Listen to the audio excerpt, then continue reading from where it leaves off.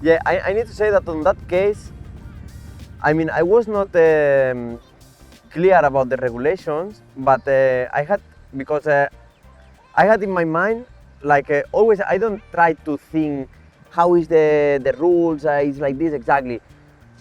I knew that in that case was better to change the bike than stay with the range. Yeah. Partire da là, con questa tirarla fuori. È sicuro, parto ultimo e basta. La moto è pronta.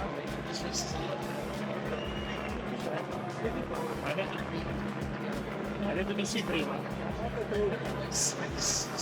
I don't know why, but I say, okay, if in that situation I have these two scenarios, I need to choose this one. And always, and was because if you do a drive-through, you don't lose the time of change the bike. And I was planning to do even more tight.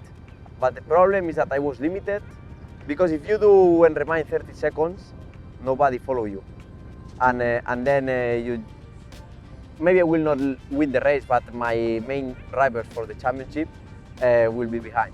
So I was a bit limited because my box was in number 1, was far away, and then for that reason I was there waiting 2 minutes because I calculate.